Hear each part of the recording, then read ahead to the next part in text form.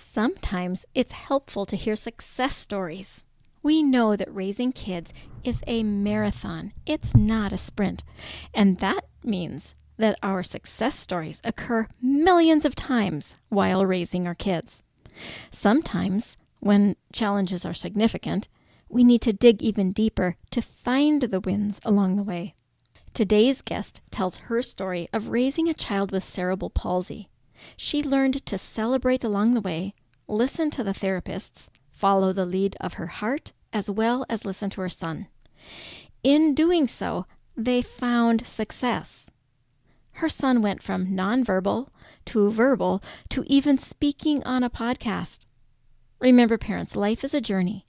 Always remember to celebrate. The little wins are important, and they add up.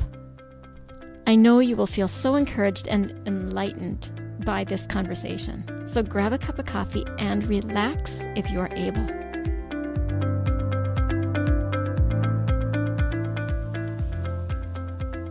Does your child have a speech-language delay and you really want them to talk? Do difficult behaviors derail home life and you know the frustration is a communication struggle? Does your child see a speech therapist and you wonder, what do they do? And how can I help? If these or similar questions are in your mind, this podcast is for you. Hello, my name is Dina Lynn Rosenbusch. I am a speech-language pathologist that has worked with children from birth to 21 for 3 decades.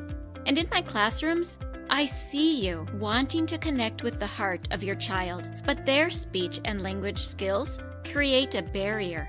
So if you have a kiddo that has difficult behaviors, needs to expand their language or learn to say speech sounds, and maybe even receives speech therapy, stay tuned. Because in this podcast, you will learn how to use your daily life as a tool to communication practice and how to do that practice. You will become confident knowing you are making the difference you want to make. And you will hear success stories of parents who have navigated these struggles already. We'll do this all while focusing on building deep, meaningful connection and confidence in your kiddo. So grab a cup of coffee along with a notebook and pen. It's time to speak in the way your child's brain understands. And that is the language of play. Hey listeners, May is National Speech, Language, and Hearing Month in the United States, and this provides us the opportunity to raise awareness about communication disorders. And with that in mind, every week in May, we have a guest interview of people who tell us about some experience related to a communication struggle or disorder. And while the field of speech pathology is highly specialized, I believe it can be made accessible to parents. And when it is, you can implement step by step what we show you. Even so, some parents mistakenly think they can't make changes, but you can. You don't need the whole field of education in speech pathology. You only need to learn what pertains to your child.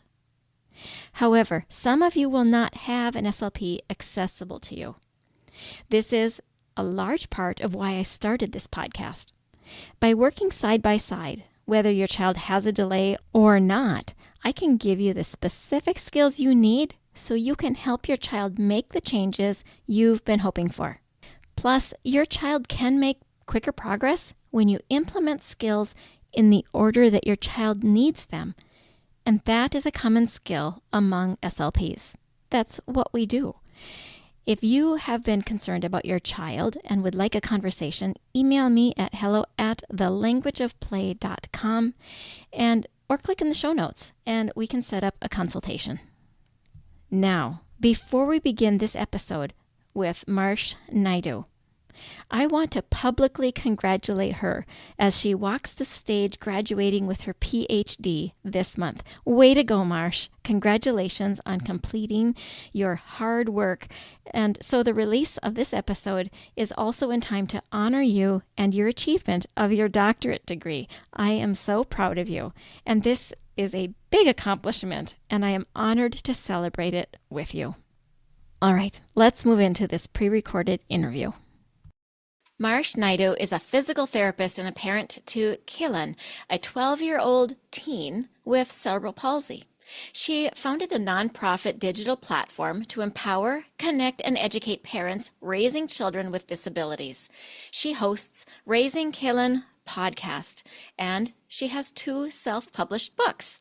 Welcome, welcome, Marsh. It's good to see you again. We met a year ago and very quickly became friends. And I've read your books and listened to your podcast, and you are doing beautiful, beautiful work in the world. So thank you for coming today to be here on my podcast. It's long overdue. I wanted to have you on a long time ago, but I'm so glad we're here. Dina Lynn, what a pleasure to see you again.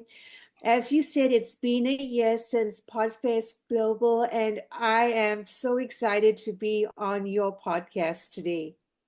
Thank you. Let's get started talking about your work before we end up just talking about stuff because of friendship. So, you have 2 books, and one of them was focused on your journey, and the Yes. other was focused on Killen's journey.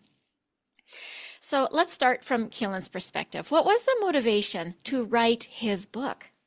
Honestly, as a professional, you would think that being a physical therapist, I would be more interested in the research aspect, Mm, but it was the human connection that we sought as a family once Kellen received his diagnosis. And we were wanting to know the lived experience of other families that were walking the journey of disability. As far as Kellen's book is concerned, which is Raising Kellen, the Story of Disability, I am very aware or in tune to the challenges that he may face as he enters those teen years. He's currently in middle school, right, Dina? So mhm. it's an exciting time, but it's also a kind of heart-gripping time for any parent, for that matter, because you kind of want to preempt what are the challenges my child is going to face, right? Mhm, Kellen obviously has an added layer with his disability.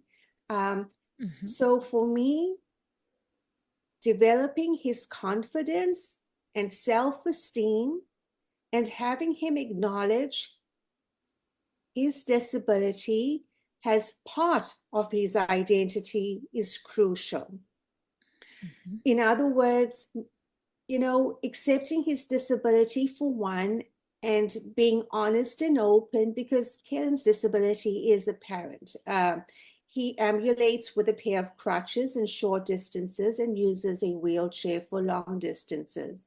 So, as I said, it's something apparent to whoever is in that conversation, or right. however communication is happening. So I needed him to be self-assured of who he is.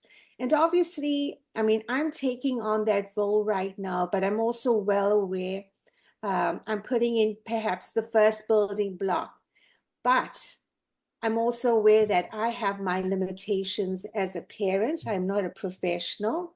Yeah, I want to ask you about that because as a physical therapist, I think of this because I'm a speech therapist, right? So I think of, oh, I should be able to, I should this, should this, should this for my child.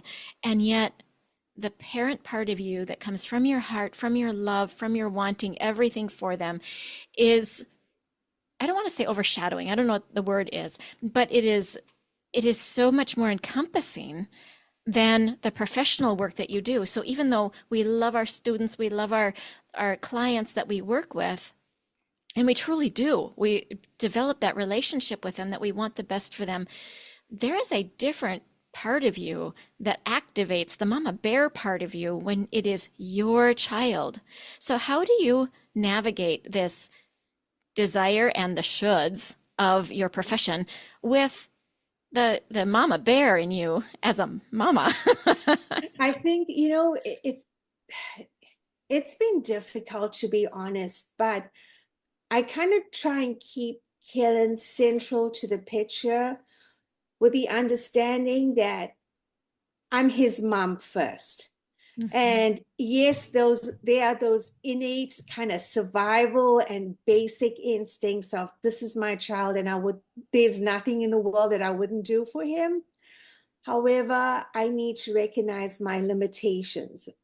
So for an example, to put that into perspective, I was not the therapist that did Kellen's physical therapy as part of his early intervention. He was actually in an outpatient program, and he had another physical therapist that worked with him. Yes, I did follow through on whatever she wanted me to do at home. I gladly took that responsibility on. However, she led. And I think that's crucial for parents to lean on the right professional for direction and guidance, and obviously then to do the follow through. So I'm having said all of that. Basically, it was my acknowledgement. Yes, I'm his mom and I need to do what's best for him. I may have some professional knowledge. However, I needed to kind of leave that to the side because honestly, I wasn't really a pediatric, I wasn't really trained as a pediatric therapist. I'm more a outpatient manual based therapist. So I may have had some skill set, but not to the level where I know Kellen got what he needed. Oh, sure. Now that might be a little bit different, with Yeah. time. But that especially during early intervention, in terms of physical therapy, where you are laying down so many of the blocks to facilitate neuroplasticity and learning and motor development, that was left to Miss Ann Knights Rayson, who was his PT. Fabulous answer, but it's not what I expected. I expected you to say, because she could be objective and I couldn't. Yeah, that can actually be a different perspective as well, and that's true. Um, it's hard to say, and this is what I want parents to know. Your experience of raising your child honestly is your experience. And yes, you want to look at role modeling or some other examples, perhaps of parents in a similar position, but ultimately it's your journey. Yeah, it's your journey with your child. And but for sure, objectivity is a huge part of it. It is. In this podcast, we talk a lot about communication. We talk about language development, helping our children learn to communicate. Kaylin had some struggles learning to communicate. I listened to your podcast episode 2 because that's the last time you had a speech pathologist on, and the last time you talked about communication. And she did a great job talking about what is speech, what is language, what is augmentative devices, the very foundational pieces. What I'd like to ask you about is, what did you do when you realized his language is not developing on time? He is delayed. From a mom perspective, what is it that you learned to do with him to help him come along? Because I've also seen he's speaking on the podcast now. So kudos to you raising such a confident young man that he's ready to come on the podcast. That is so cool. Dina, thank you so much. And I just want to first say this. Raising a child with a disability is a marathon, not a sprint. So when you talked about how did we as a family work on Kellen's communication and facilitate that? I mean, it started, oh my word, I guess since he was 6 months old, and just with mirroring, and forgive me for my terminology, you're going to correct me. No, that is okay because this is a podcast for parents and you're a parent. So the terminology that you use is probably better than mine because I need to make sure that I don't use jargon. You use whatever makes sense. Mm-hmm. So it was a lot of kind of mirroring. In other words, me perhaps saying something like starting off with the foundation, like, you know, ah, Mhm. those basic phonetics, and then working on that. And then also, kind of encourage him to want to speak. So instead of just giving him something, have him choose. So that choice is so important for building capacity Mm. and for the neuroplasticity and for giving them the option to make those choices.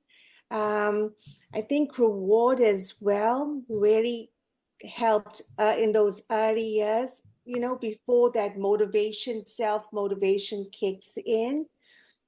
Reading, gosh, I mean, we still read. I mean, I know he's 12 years old, but we still cuddle up and we read. Yeah. So reading has also been important to us. So when you read, am I right to assume you're using actual physical three-dimensional books?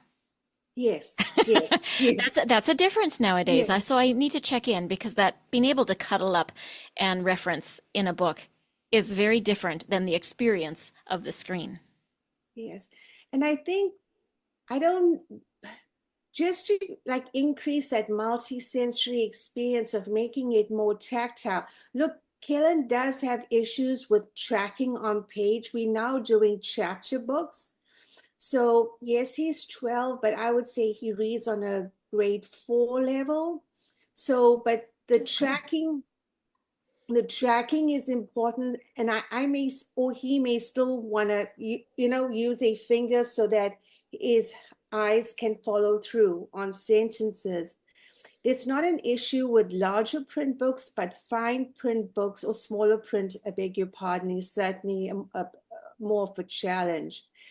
So we are working, and I mean, building on his vocabulary is something that we also do. So, for example, if last night we were reading Hank the Cow Dog, right? And the word character came up. So I've got my little scribe board and my pen. We write down the word character, we break it up into its syllables, and then we sound it out. And so just that phonemic awareness, and then we write it a couple of times, then we rub it off, and then he writes it down, and that goes into our word bank of something that we would maybe come back to at the end of the week. Now, having said that, I mean, remember we had those practices from when he was like 2 and now he's 12.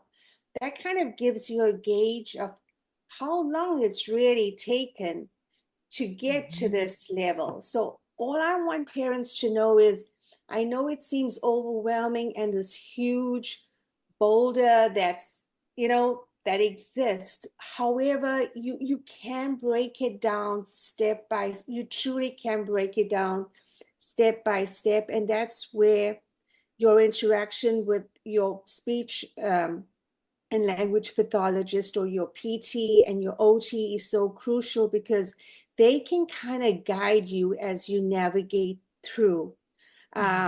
So often, there might be a misconception that when your child reaches, I don't know, middle school or is older, that therapies aren't as important, but that simply isn't true, because your child is going to grow into this young adult, and that potential is there. Those teenage years is such an optimum time for them to accrue skills.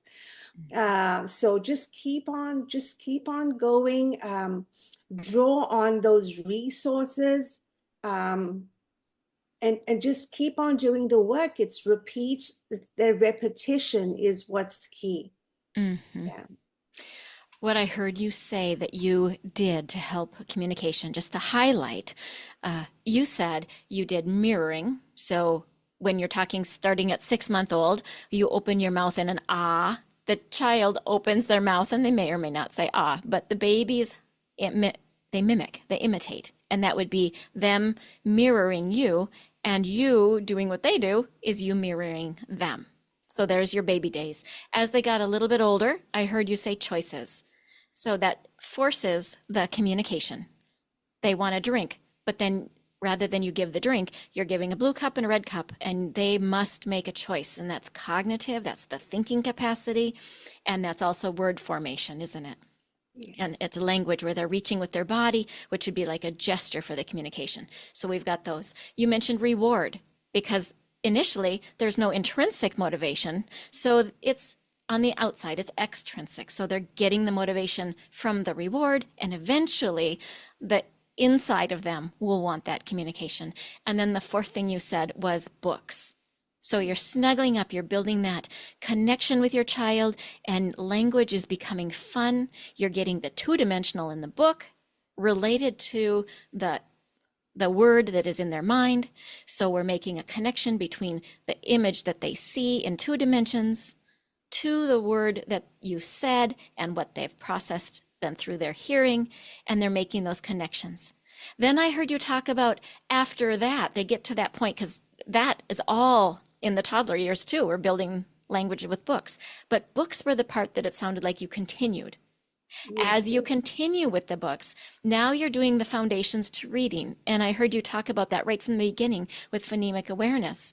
So what you're doing, you said the word character is what you used, which is what he does now at age 12, but you obviously from your description started that early on. So maybe we're even going to talk about something like a ball. And then you clap a syllable. Well, that's a 1 syllable. And then maybe you're going to show the image in 3-dimensional and match it to the 2-dimensional. And then you go back to the mirroring and the choices and the reward, all of that. And you're breaking apart sounds. Buh, ah, oh, you said break apart sounds. And then you talk about repeating, and you talked about writing them on you called it a scribe board. I might call it a whiteboard or a notebook. Mm-hmm. And then from how you broke those words apart in sounds, you put them back together. You added writing. I think I said that already. And then there's a word bank that you developed so that your son could go back to the words. Like that whole process is a continuing type of process. And if you think of it, it's kind of what we do when you're speaking to me here and now, and you say something with your beautiful accent, and I think, what was that? I'm watching your mouth, and listeners, I get to look at the beautiful Marsh. You get to only listen. And then I'm watching your mouth. I'm mirroring inside my mouth. You know, we don't think about these things, but when you're in the field, you notice. And then I'm copying what you're saying. I repeat it back to you. You tell me if I'm right or not. And then I try it again. And then you say, yeah, that's right. And I, in my brain, log it into my word bank. That's it. So do you see that this process that you have broken apart and you're using with Kaylin, and what you just explained to the listeners, is what they're doing too with themselves, with their kids, but sometimes we don't think about what we're actually doing. Anyway, I thought you did a fine job to explain all that. So I wanted to highlight it and really show people what you just said, because that was really glorious. So listeners, if you need to rewind and listen to Marsh say this again, that was a really good description of what it is that we do to pull language forward in a kiddo that is delayed in language and doesn't have that intrinsic desire to speak yet. Nicely done. Thanks, Dina Lynn. Was Kaylin, or for how long was Kaylin pre-verbal? I think his capacity to speak really came on at 18 months. And then what happened was that as his trunk control developed, as he got stronger around his core and his chest, his vocalization then improved. So at the beginning, it would be a whisper. And as he got stronger, then his volume improved, right? What I really found beneficial was horse riding, because being on a horse automatically allows you to sit totally upright. You are in alignment, and that helps building that trunk control as well as helps with voicing. And So for Kaylin, it wasn't so much about learning the language, maybe? Was he pretty good in language and he needed gross motor control and core control to get his breath supported? Is that what you're saying? Absolutely. I think his communication, whether it's nonverbal, he was always very expressive, and I was able to understand him communicating, whether through his face or through his hands. So, but it took a bit longer for, as I said, the actual vocalization to come through. And, when he was younger, we did use obviously food or treats or something like that to intrinsically, extrinsically motivate him. But as he became older and he kind of started to like music more, we somehow my husband set the volume on Alexa to where he had to speak at a certain volume to activate it so that Luke Bryant, or he loves country, so one of his songs came up. So that was the other way as well. We kind of got that motivation going. That's beautiful. Set something that he wants, that extrinsic motivation, to a volume he must produce, which means he has to sit upright and use the muscles that are not easy for him to use. Inhale, exhale, extending the volume in order to get what he wants. That's brilliant. That's great. And you also said that he's using his hands and his face to be able to express prior to using actual speech, because the breath capacity was his issue. Yeah. Okay. Yeah. We have our different issues, don't we? Every child is different in what it is that they're working on. Tell me about getting Kalen on the podcast, because he's in episode 113. Now tell me about that. So again, we're building capacity, right? Yes. We're working on that cognition. We're working on his self-esteem and confidence. And also importantly, we want him to hear what he sounds like. So that is the reason for him being on the podcast. It's a way for him to first of all, it's a fun thing for us to do it. It's fun.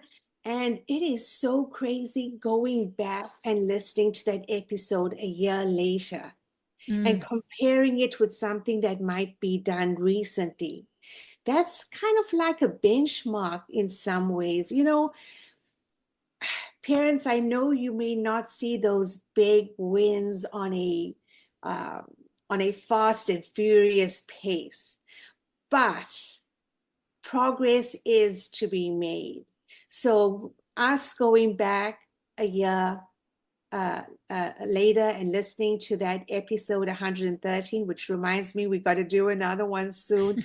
It's kind of like a benchmark to just to look at his development, to see how he's able to converse, asking questions, and to see um, just to look at his development as a whole. Yeah, it kind of chronicles growth, doesn't it? Yeah, And that's I it. bet in the future he will just love to be able to go back and listen. Probably, though, sometime he's going to hit a point where he's going to be like, I can't believe we did that. And then he'll get past that and be saying things like, I'm so glad you did that. So good for you. And I know that it will be good for him.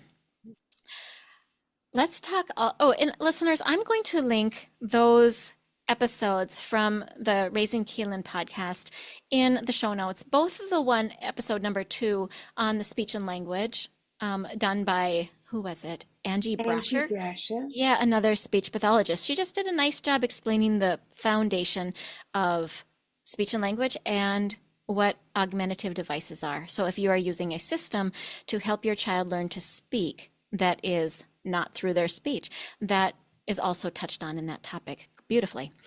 And then whatever episode you would like me to put on for people to hear Kaylin speak, I would love to do that too. So I'll let you decide and let me know, Marsh. Let's talk about your journey before we are done. Kaylin was born at 26 weeks, and now he's 12. Is that correct? That is right. Yeah. Yeah. So you've made a nonprofit, you've made a podcast, you've written a couple of books, you've got a website, you've done a lot to help other families that are going on this journey too. What has your journey been like? It's been very difficult. Mm. It has been challenging. And honestly, there've been days where it's just been difficult. I don't know a better way to state that.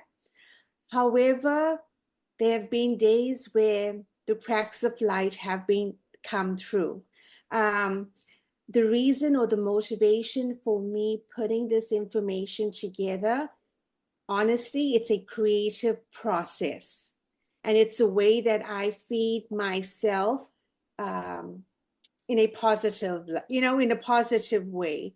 And I share my experiences honestly, um, or families' experiences, so that other families can actually see what the lived experience is. Um, so, as I said, it has been a difficult journey. It has been also, Kellen has motivated me in ways I've never thought possible. I so Give us an example. so let the podcast, for example, is something I knew nothing about. I had started with the blogging. However, as a parent, I know how our time is premium, right? We don't always have the time to necessarily read or scroll through an article. But with the podcast, it's completely different. There's an element of multitasking with it. Um, but no listening to, I mean, like listening to your podcast as you walking, for example, or doing the laundry. This was something as I said, was not even on my radar, but the motivation to share that information got me listening and researching. And here we are 4 years later at 124 episodes. So, as I said, there's never an underestimation of how difficult day to day can be, but there are also moments that are glorious, and there are moments that are rewarding. There are the valleys, and then there are those mountains. And um, there's another podcaster that I spoke to, and she said, the journey is beautiful. It is brutal as well as beautiful. So I you love. I would so just agree. I would agree. this. I mean, there's no underestimating it. But I know for myself, as I said, there's a level of motivation. There are things that I've now done that I never would done before. I would honestly been very comfortable just cruising along. And but he's motivated me to want to do better and to want to connect with other families, and to want to do better and to be a good steward and pass on valuable information that we've accrued to other families that are seeking it. Nice. Nice. Nice. You're making a wonderful impact in the world, Marsh. Thank you. Thank you, Dina Lynn, and same to you as well. Thank you. And I appreciate you coming on the podcast. And it is very, very good to be here. If you were to think of one thing to leave with parents, I know there's 1,000 things. You've already said 1,000 wonderful, important nuggets. If you were to break it down to one doable thing today, right now, what would you say to parents that are trying to help their kiddo learn to communicate? Because that's really what this podcast is. Yes, What would you say to those parents? I would say it is good to have a whole picture or a view of the situation. It's good to know what you're working towards. However, the reality is that you have to break down something step by step and block by block. That is the way that you build. So when you get frustrated, or if it's a challenge, or if you're like, "Oh, I got to pull myself up," go back and look at prior photographs, go back and look at prior IEPs, or go back and look at some other benchmark to see the progress that you made. Progress with children, with our children, might not always be, as I said, those big, bright, shining moments that happen at the speed of lightning. It's something that might come a little slower, but comes nonetheless. So be kind to yourself, be kind to your child, enjoy the journey. And as I said, it's step by step and block by block. Yeah, that and having those benchmarks is a huge self-encouragement, isn't it? It for sure is a motivator, Dina Lynn. Yeah. All right. Thank you so much. I should let you go.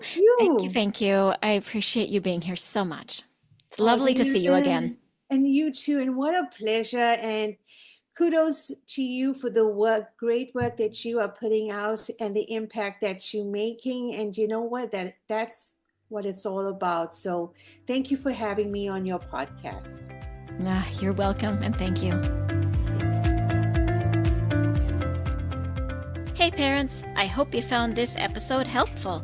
If so, would you please take 30 seconds and share it with a friend who also lives or works with children?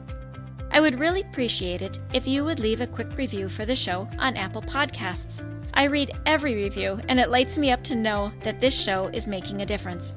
Then come join my Facebook community, where you'll meet other parents who are dedicated to helping their children grow too. You'll find the link in the show notes. Thank you for joining me. Now it's time to go. Let's pop our kiddos in the strollers and go look around outdoors and see what we have to talk about.